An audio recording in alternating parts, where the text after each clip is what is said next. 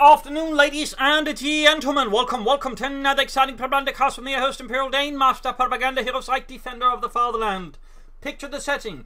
It's June 1944.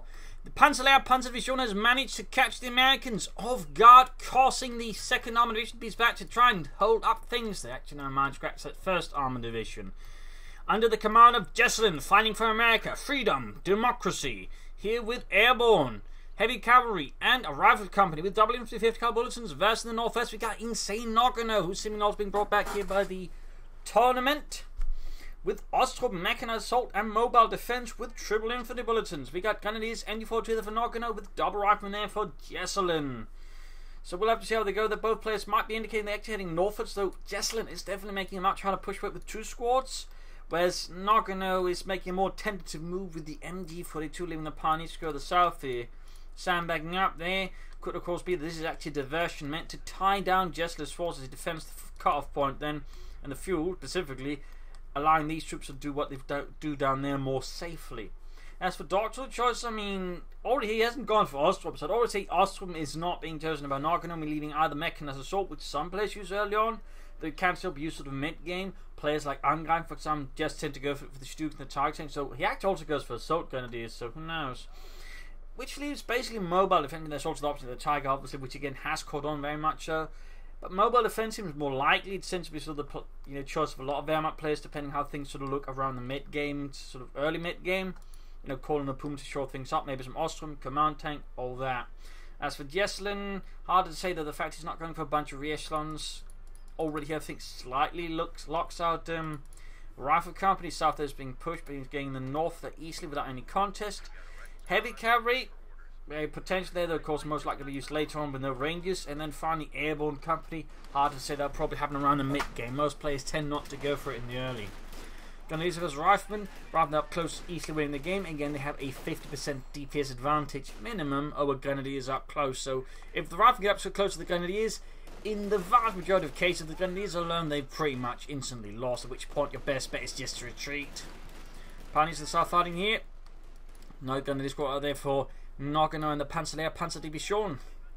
Rather than making that back here, Meat Garden Mortar on the way there for Jesulin to have counter machine gun, of course, with a close proximity to Jesulin's base. That makes a lot of sense, and to an extent there, Noganno should be anticipating. Might want to get his machine gun moving about just a bit.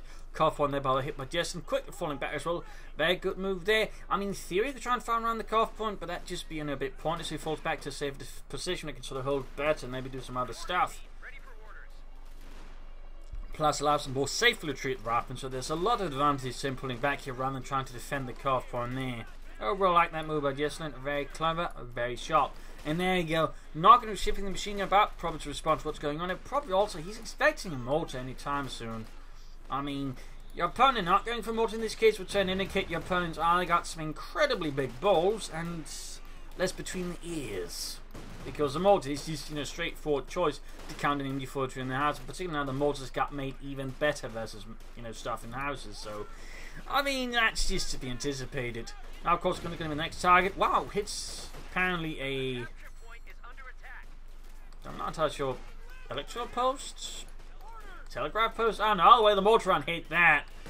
And then somehow manages to... My God, Jürgen, this wood is pretty tough. Yeah, it's Krupp wood. Krupp doesn't make trees. What you know of. Huh? Lots of back and forth skirmishing. Now the MD-42 out here for Noganno. Not trying to go for a mortar counter here. Of course, could indicate he's not too worried about Jesulin's mortar, or just decides to play around it. Those are sort of, I would say, the 2 immediate possibilities here from Noganno, and he's going to focus all the way more on the infantry by going for a second MD-42, thinking sort of pressure him there. Also, early flamethrower. Works right versus the Americans. There's no real mines he can threaten with unless it goes for heavy cavalry. And most American players tend not to go for heavy cavalry in the very early game to lay down mines. Jesulin could be the exception, but he never struck me as the type. Lieutenant out there, again Jesulin keeping up the aggression otherwise. And there Gareth flank up behind there, again Jesulin overall a good player who knows how to flank with a rifleman. Quickly upsetting the machine gun position here. We got another M4 setting up. He's still going to have to retreat this one. In this regard, Noganno's lucky though that Jesulin has not researched grenades, which I'm a bit surprised at. It would really fit with the Jesulin's otherwise aggressive play style. Ambulance flying up for Jesulin for America, freedom, the 1st Armored.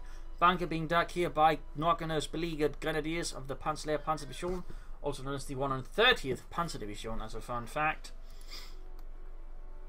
It was an elite Panzer Division formed up by actually just rounding up instructors and training personnel from different training units across Germany, well, the Reich, essentially forming them into sort of more specific elite division, which rather hurt the training units they were sort of part of, obviously, but allowed the Germans sort of that way quickly put together an elite armor division. Who sort of really put together, who knows? The Guderian seems to allude he might have done it, though Guderian might not be the most trustworthy source in that department, considering he was a bit of a thief when it came to, say, Sturmgeschütz designs, and made a lot of tank destroyers, so, and did mention that for that matter, so there's certainly some possibility that Guderian might be stealing someone else's credit there. I can't fully say. MD42 they're coming against Raf, and there goes straight into, well, good positioning of the MD42. But he's back with this one in the house there. I'm definitely feeling that's less an amazing idea there by Noganno. Down south, Grenadiers engaging the echelons. Sandbags versus units behind a plough. Yeah, they can get ploughed right up. Rather than pushed back, and we got the ambulance out of healing Jesulin's forces at the front line. Fuel being hit again. MD42 moving up. Lieutenant there slightly spotted. Back here, we got no take up yet for Noganno. It's a bit risky. Needs to take, I think, take up faster to push ahead here versus Jesulin for Deutschland. And then go reposition the machine gun. I mean, constantly being able to position a machine from time to time is actually really good. Helps you avoid, just being countered right away. Though, his players occasionally a bit curious. Take ups, lovely. My apologies, dear viewers. My sincere apologies. Most embarrassing time, they were still doing one time in university while the lecturer suddenly asked any questions and then I very loudly hiccuped. Fun fact, or fun story. Anyways, take up almost down there for Noganno. Reaction under fire from the MD42. Laying down a heavy burst of fire. Ruffling about there, we got the mortar opening up here, and we got even 50 cal on the way there for Jesulin. Noganno yet to get the light to make a nice company up. He could theoretically, just decide he's gone for tier 3 rush, just sort of improvised and, try and push ahead, though I don't think that's very likely. Though so far he's not building the light to make a nice company, so I mean, it's not impossible. As for Jesulin, he's keeping up pressure. They do feel like we could do more in the south here versus Noganno, rather than just trying to constantly attack head on, considering how Noganno should be deploying some machine guns. I think more flanks from Jesulin, at least some smoke from the mortar could do a lot there, but in all the time I've seen Jesulin playing, of course, he's been very much on and off, usually only coming around with tournaments. He doesn't tend to be a big fan of smoke screens. At least not from what I've seen or recall. But going for the 5th caliber, not the anti-aircraft half-tech here, I think more likely indicates that Jesulin's going to try and push for a fast tier 3 and some fast medium armor. Theoretically, we're still going to try and push for EC8s, but otherwise, I mean, airborne, the heavy cavalry seems more likely. Maybe some rangers or some paratroopers with submachine guns could clear out a lot of Noganno's infantry quite easily. Also note they're not using the machine gun inside the houses, of course, to protect versus mortars, and of course makes it more flexible. He's basically figuring that Noganno at some point is going to try and go for a mortar counter machine gun. There's also the fact that if he stops it and something happens, he's going to risk losing the machine gun because there's only one way out. There you go. Noganno does going to like to make a nice company. They're close to the 10-minute mark. I'd have to say that is a very late tier 2 from a man-up player. Bit not good there for Noganno.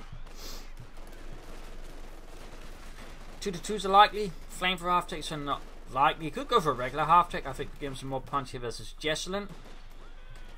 Panzer Grenadier, I think, would also be a good choice here. As long as Jesulin doesn't upgrade his rifle, the Panzer could certainly have quite an impact. And the sooner he can get them out, the better for Noganno and the Panzerlehr.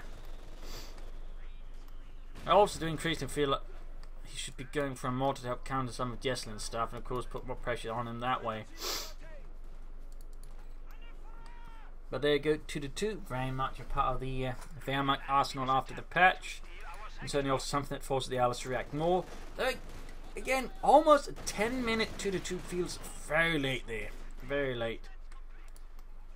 Incredibly late, in fact, so not necessarily a big fan of it being that late. He could use it much sooner, and that could have, I think, much bigger impact on Jesulin, to be honest. So that is incredibly late there for Noganno. I'm guessing Noganno is essentially, for all intents and purposes, rusty. Certainly haven't seen him a lot.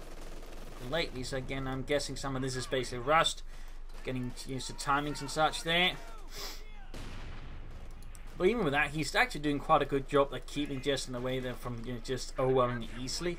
It's not like he's doing completely terribly, but I would argue if Noganno handled his timings a bit better, he could be doing a lot better here versus Jesulin. In the field, they almost got the Eastern squad. Pioneers need to retreat soon. Grenadiers versus Lieutenant before opening up here. Other machine gun definitely, I think, needs to reposition soon. And we got some harassment up north there from Noganno. In that regard, I think Noganno does overall have a bit better in some ways field vision here than Jesulin. Sort of got a bigger, I think, picture of the map here compared to Jesulin, who's much. In some ways, it at least feels more narrow.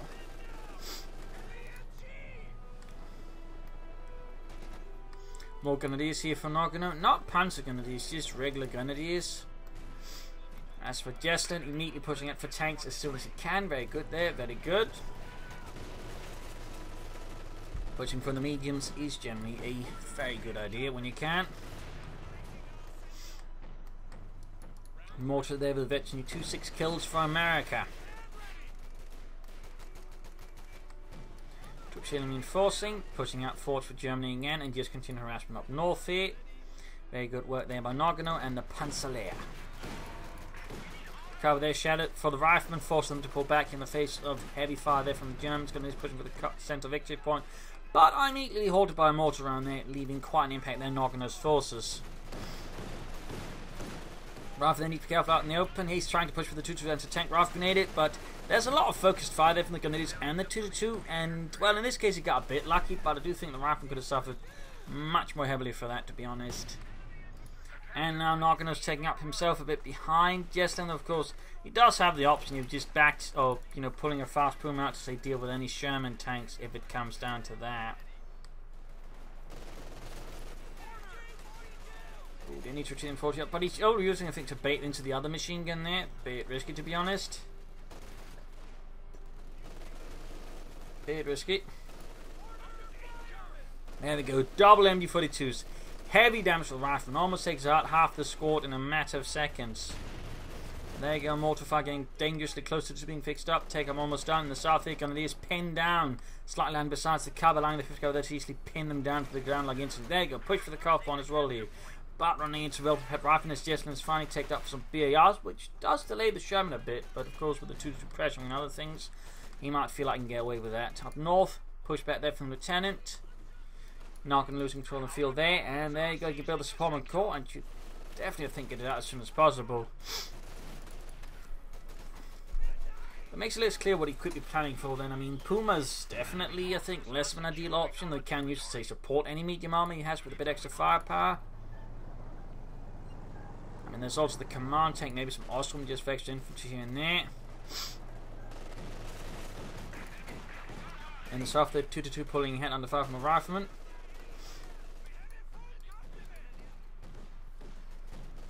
Still no tech here from, or building for Noganno. He's got the tech obviously, but beyond that he's not got a lot going on. He's also starting to fall behind Jesulin there in terms of resources, I feel. And he's never going to be falling behind in tech because soon that Sherman's going to hit him, or possibly even an AC-8 though. Again, the way Jesulin is playing so fast, oh, he actually used smoke. Wow, I think that's the first from Jesulin, at least from my perspective. Oh, a good use of the smoke, to be honest though, good use of the smoke. Far up north, and this was Lieutenant, easily defeating with the wonder of the MG42. 50 caliber remains quite a big obstacle there for Noganno. Needs some way of dealing with it. Mortars would be great, of course, or tank, but he has yet to get the tech done. There's not many access to the panzers. There you go. Actually, counter-attack tactics would be great. He would allow him to quickly grab the point. And we got a command tank out for Noganno. Ooh. I mean, it helps versus the infantry. It helps him absorb more damage, but it's not going to help about the incoming tank. And Noganno right now doesn't even have a pack forward. But there you go. Counter-attack tactics. Great. Such an underutilized ability, but it's clearly, someone of Noganno's great tactical upstanding ability. He goes for and actually uses it quickly grab the field point finally. So good work there by Noganno. Great to see someone using the ability for once. Because again, it is a very underrated Wehrmacht ability, considering how many people actually use destruction otherwise, but never use counterattack tactics. Command tank causing great harm there to the 50 cal machine crew with a 75mm cannon. And there goes Sherman out here for Jesulin, America, the first armoured. Two teams fall back, and it is moving up. Unit wiped, actually a bit of loss there for Jesulin. I think it's also the first wipe Noganno's actually landed on Jesulin. Could be followed here by the second wipe though. Not quite. And there you go, need to get the Befehlspanzerwagen out of there before the Sherman moves in and murders it. Shot bounce. Obviously, like the command tank has a very small chance of penetrating the Sherman's armor from the front. And overall, Noganno has got nothing to really do with it, except maybe the Panzerfaust from the Grenadiers. He's got no packs, he's got no Pumas, he's got no Stugs, he's got nothing.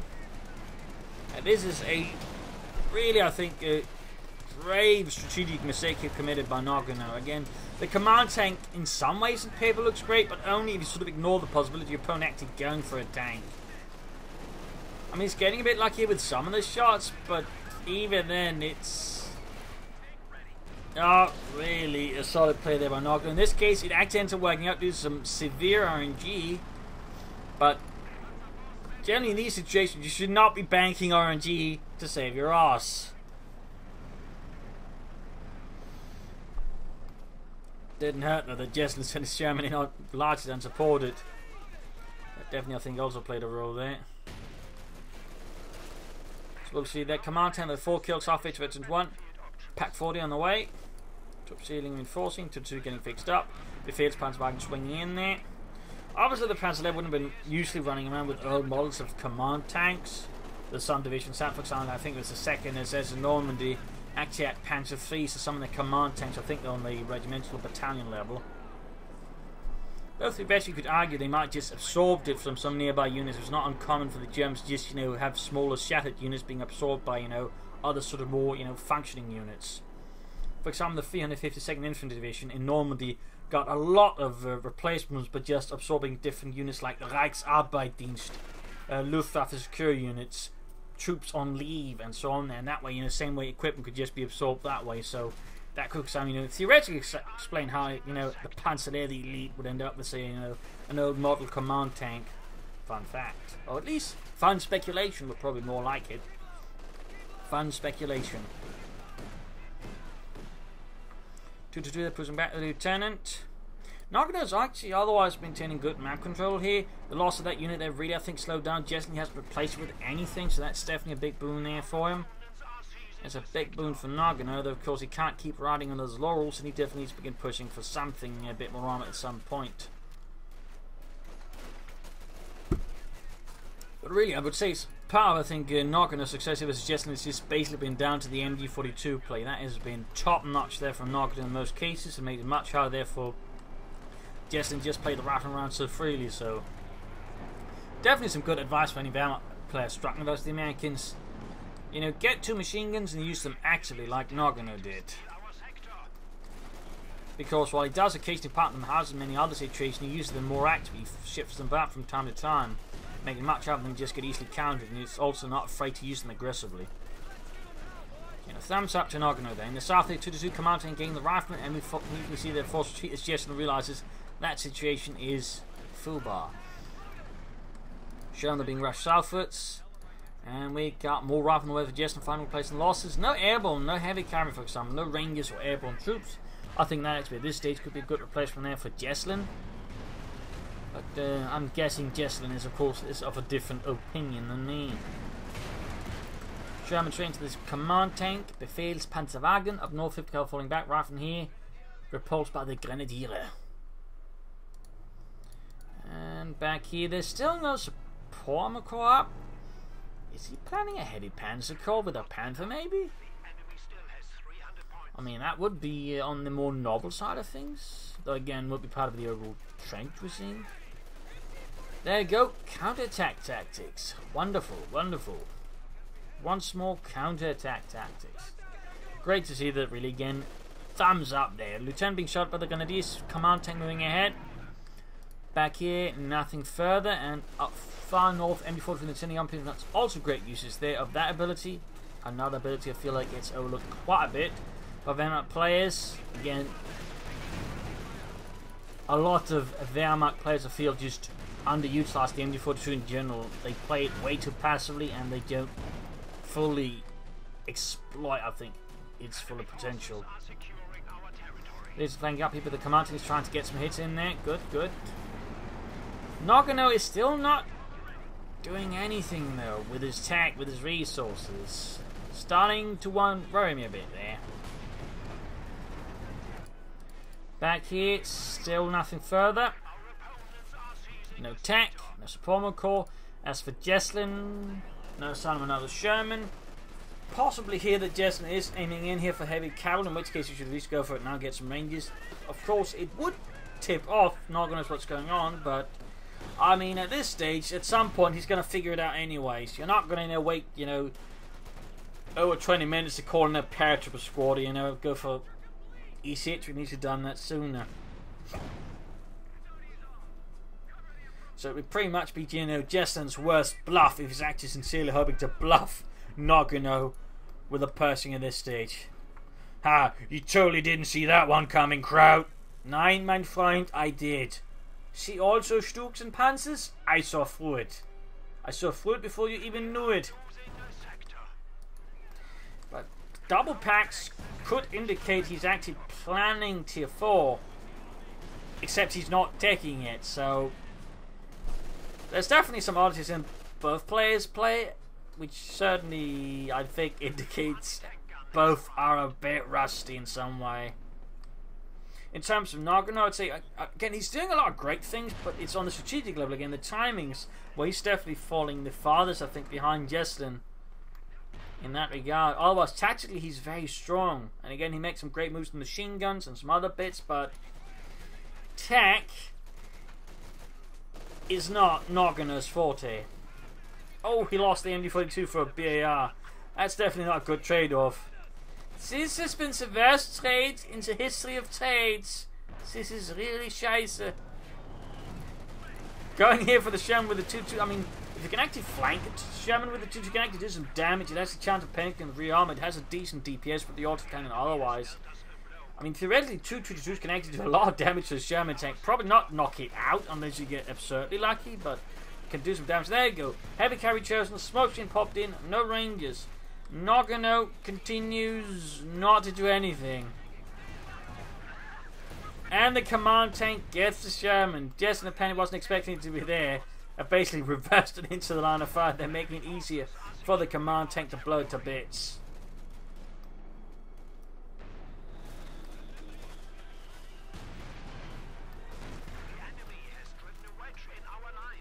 Come on, Noganno. Tech, get up that support core. Schnell. Jesulin is, at this stage, very, very clearly angling for a Pershing. He's not cruising for a bruising.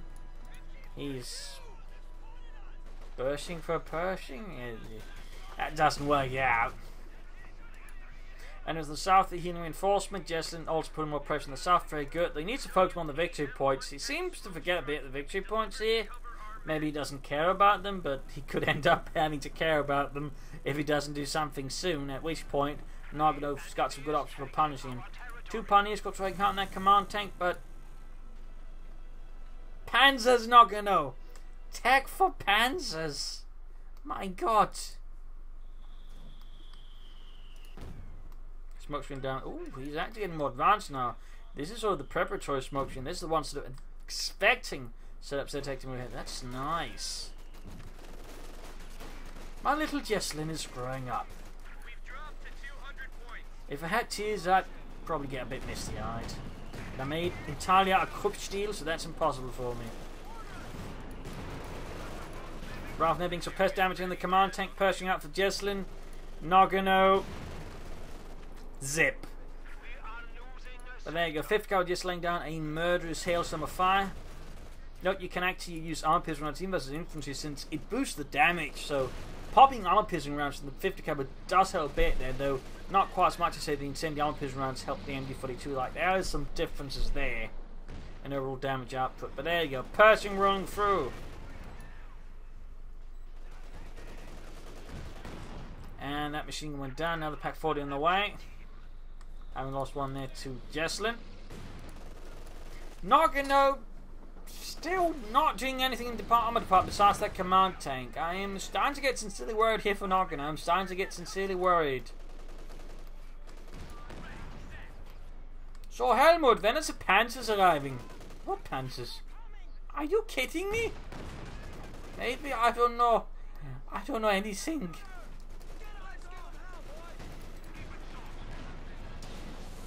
Gets down the Pershing. Second Pack 40 arriving. For Noganno and the Panzer. Getting the command tank there from the Pershing. Ace machine gun then needs to retreat even with the support from the command tank. It's way too exposed there. It is way too exposed. He just needs to hit the retreat button. Schnell. And he needs to build some armor. My God. Wo sind die Panzer?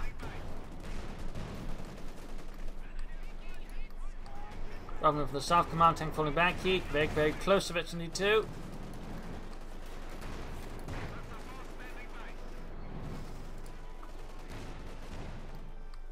Going to do something from the north.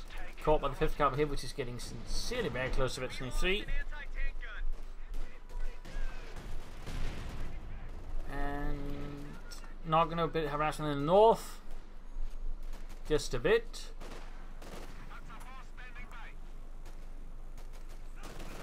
Freezing up that command tank swiftly, furiously. If we just go for some tanks. Please, Noganno. Think of the children, the German children.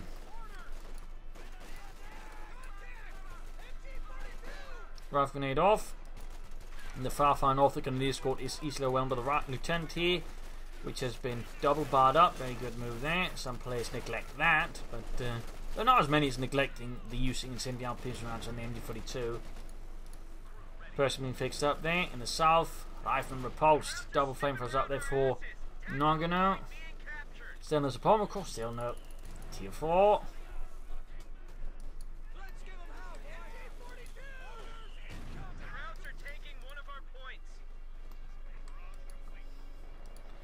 Troops are securing. Noganno trying to push a broader front. Could probably consider some counterattack tactics. And a tier 4. Just a support corps. Come on, Noganno.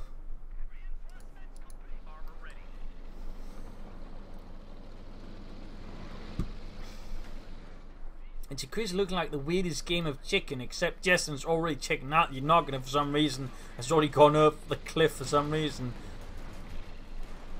To prove how cool he is. There you go, Telemanov, Pershing down to almost half health. Good German engineering, blowing apart American engineering from underneath. Command tank run from the north, he needs to be careful. Rifle in the way. Very, very close to Veteran 2 though, and the Schutzen.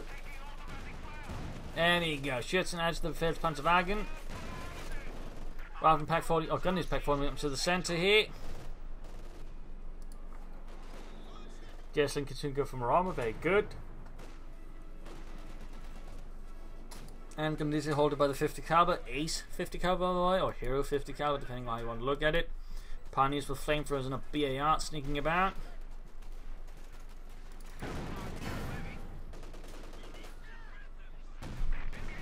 Great in the command tank there from the Pack 40, and an anti-tank rifle grenade goes off as well. They're damaging the engine, but the command tank does manage to pull back here, avoiding an untimely death at the hands of the American anti-tank and cruiser.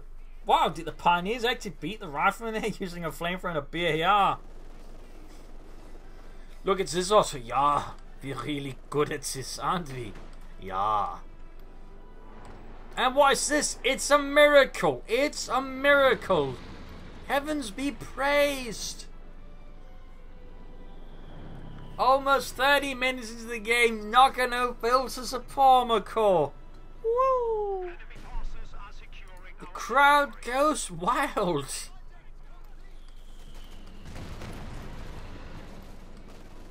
Now the question is, does he go for Panzer IV or Stooks, and do we have to wait another 10 minutes? Oh, there you go, Panzer IV on the way. Outside for the infantry, less so versus the Pershing, but I'm guessing he's less worried about the Pershing as such. I mean, he's obviously still worried about it, which is not why he's not just going for maybe an Austrian, though I'd certainly contend that Panzer IV does better versus the infantry as well than the Austrian most of the time. Plus, he's got the command tank up to, you know, specifically deal with the infantry, so I don't think he should have gone for a Stug rather than the Panzer IV, but that's that. Can't have everything, I suppose. At least he is going for some tech now, instead of just trying to rely on a command tank versus a Pershing.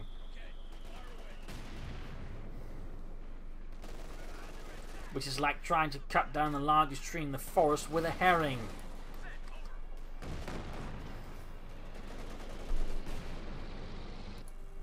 There we go, an actual Panzer IV. Actual Panzers. Yes!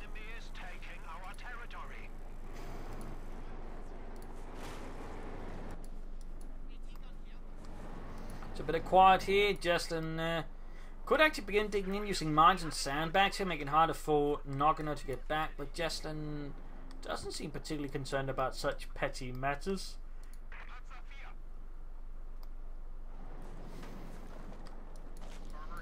No, extra Telemann up, and finally activate another Telemann, and then Jesulin proceeds to drive straight into it again. But there you go, Pershing engaged the Panzer IV easily, 90mm gun having no issues with the Panzer IV's 80mm armor, and there you go. Panzer IV penetrate pack on the other bounces. No target weak point here, the second shot bounces as well. Lost his machine gun, lost his ace machine gun, if he hadn't lost that already. There you go, they failed Panzerwagen to the rescue. Well, of German equipment, obviously, the crew is dead, lost. They can't be rescued. They are beyond rescue. There you go, more Panzer IVs out here for Noganno. Smoke out here from Jesulin to obscure the German lines of defense. Very good work there. In this case, it has the slight disadvantage. It isolates the lieutenant from the rest of the allies as well. Yeah, good job smoking up the crowds. Lieutenant, we got no support. Oh, no.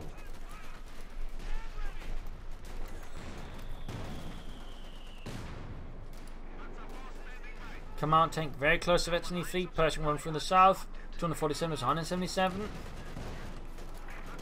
Second Panzer IV almost done. Then we got bazooka fire from the rifleman, and an anti-tank rifle grenade blowing up the command tank's engine again. I'm surprised they just haven't had to replace the engine entirely at this stage. Need to pull back the other Panzer IV, and already pulling up another one. Jesulin's not very much control of the map though. Whatever advantage just Noganno had at one stage seems to have more or less vanished, in part because it took him half an hour to get up a support corps and get a bloody Panzer IV. That is way too late.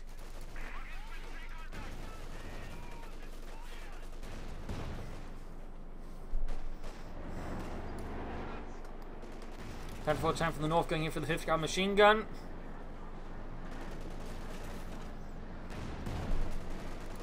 An aggressive flank here from Noganno. Bit risky this, and you can run into the Pershing or a lot of other nasty things. But there you go. Gets the ambulance. A nasty raid here from Noganno. Jesulin going up the Jackson. He's about to lose the Panzer IV. And that was not worth it for Noganno, to put it simply. He's going to need some Stugs, I think, to really, challenge it. He also needs more infantry. Thinks it's actually looking pretty glum here for Noganno. Again, the overall 30-minute tier 3 move has proven to be unequivocally not very good. Wait, what? Did he just cancel the Jackson for an ambulance? That honestly seems a bit funny. Quick, we need a tank destroyer. Never mind, we need an ambulance. How's the ambulance gonna stop the tank, Sarge? Shut up, Carl.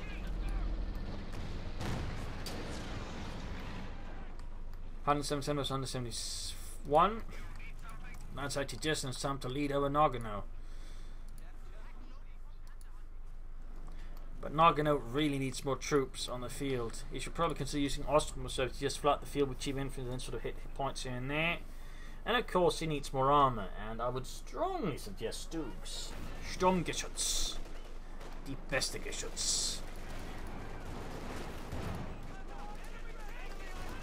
There you go, Panther 14 with the infantry out in the open. Panther 4 very, very close to Veteran Fleet. Troops in reinforcing, grabbing points in the south. There you go, Pack 40 under American management to the rescue of the infantry. 158 versus 177. Command tank still almost ace level, but also not quite. Jesulin almost seems to be trying to pull a Noganno here by not going for an additional ammo whenever he can. And there you go, seizing territory wherever possible here, using counter-attack tactics to speed up the entire process. Very nice, very nice.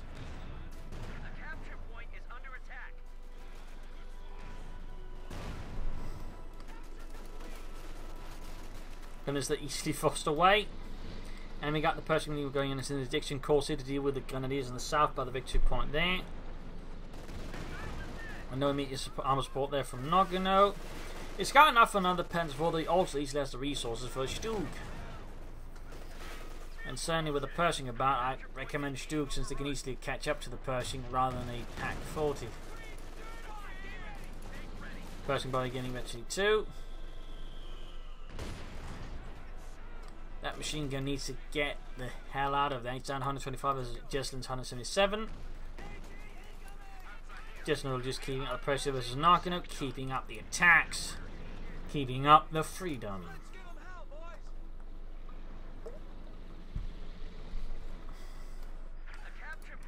Got both tanks ready to race down and destroy some Americans. In the center, Grenadiers trying to push forward, but they are suffering quite a bit here from mortar fire and the Pershing, of course, plus the Veteran 350 caliber machine gun.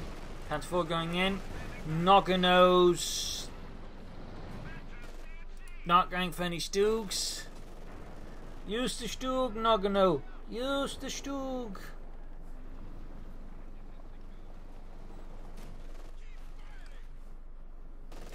MG42 putting up a heroic defense from the southern victory point until the Pershing arrives to this.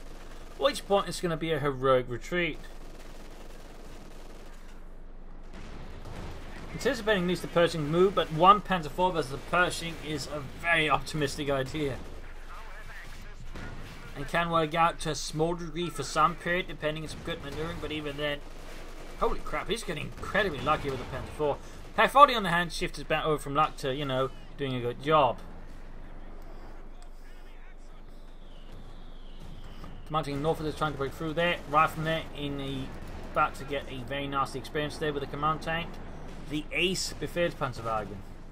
And now Jesulin's back to the Jackson. Noganno is back to not getting any tanks. Except like a very small minority when he can easily be going for a lot more armor.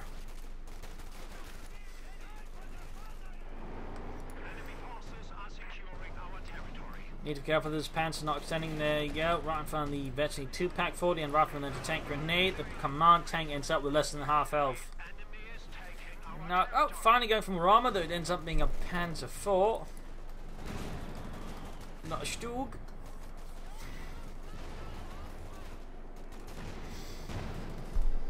(102 versus 177 still there for Jesulin.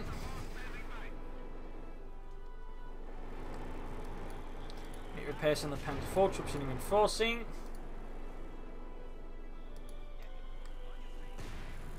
My god, Dieter, how does it get mud everywhere? For you know, that's called driving off-road. Which is what tanks are expected to do, otherwise it had wheels. Can you imagine, sir? A tank with wheels? That'd be idiotic.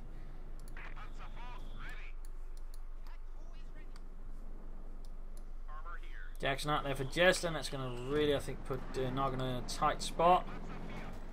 Particularly with that Pershing and Pack 40 as well.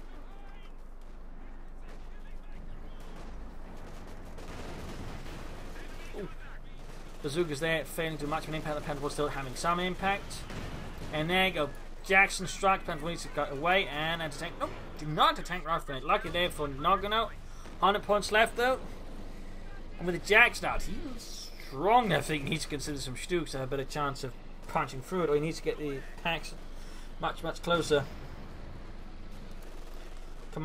regular tanks going in the north there for any Yankees, clearing the way for infantry to grab the victory point there. Jackson Pershing slightly more southbound. There you go, Rifleman versus the Ace Befehls Panzerwagen, resulting in a very brave retreat there. Machine gun on their hand now, counting the Pershing. Ooh, it's going to get wiped. Noganno hasn't realised what's going on. The Pershing just going to be able to clear it out.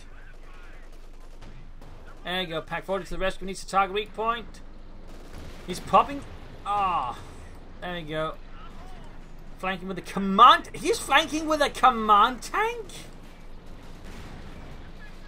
And then doesn't focus down the Pershing. That seems... I'm not entirely sure what. He does get nothing. Why does he keep suiciding his Panzer Force to get ambulances? I have no idea what Noganno's thinking with that. I have literally no idea what he's thinking with that.